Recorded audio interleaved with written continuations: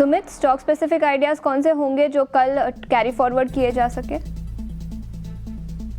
देखिए, निफ्टी ने यहाँ पे बहुत ही अच्छी बढ़त दिखाई है। आप देखेंगे पिछले 1 घंटे में तो लग रहा है कि ये मोमेंटम कंटिन्यू हो सकता है। एक ट्रेंड लाइन ब्रेकआउट का भी चांसेस है। अगर निफ्टी कल के सेशन का जो हाई था करीबन 24 स्पॉट में 24,480 से 500 ये लेवल के ऊपर सस्टेन कर रहा है, तो फिर लग रहा है कि यहाँ से 200-300 का मूवमेंट अपसाइड दे सकता है। तो यहाँ पे 2 बाइंग अपॉर्चुनिटी हमें दिख रही है। पीएसयू बैंक्स में एक कैंडिडेट है कैनरा बैंक। देखिए, Canara bank current market price है 103, स्टॉप लॉस मेंटेन करेंगे 99.50 का फॉर द टारगेट ऑफ 109। दूसरा स्टॉक रहेगा बजाज फाइनेंस का। बजाज फाइनेंस पे आप देखेंगे तो यहाँ पे लोअर टाइम फ्रेम पे एक फ्लैग एंड पोल का फॉर्मेशन बना है। एक ट्रेंडिंग स्लोप लाइन का भी ब्रेकआउट आ रहा है, तो यहाँ पे बाय करेंगे। 7040 करंट मार्केट प्राइस है, स्टॉप लॉस मेंटेन करेंगे 6870 का for the target of 7370। Cipla के नतीजे आ चुके हैं जो अनुमान से बेहतर लग रहे हैं।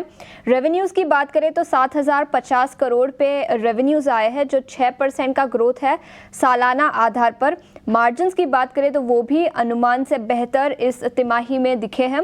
26.7% पर मार्जिन्स कंपनी ने रिपोर्ट किए हैं। याद रखें, हमारा अनुमान 25.7% था, तो अनुमान से कंपेयर करें तो मार्जिन्स बेहतर रहे हैं।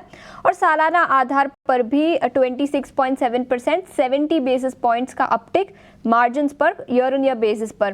प्रॉफिट की बात करें तो 1300 करोड़ पे नेट प्रॉफिट आया है, 1218 करोड़ का हमारा अनुमान था। तो अक्रॉस द बोर्ड सभी पैरामीटर्स पर नतीजे अच्छे दिखे हैं।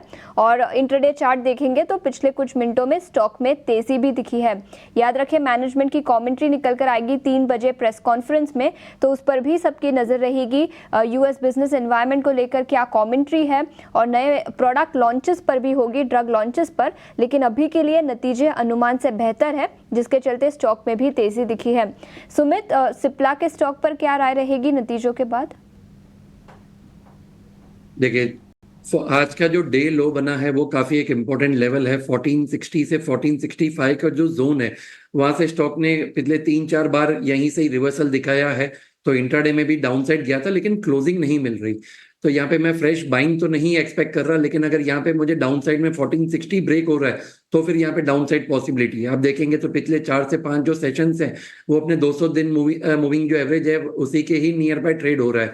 तो ये एक बहुत ही क्रिटिकल सपोर्ट पे है। अगर ये सपोर्ट ब्रेक हो रहा है तो फिर डाउनसाइड पॉसिबल है।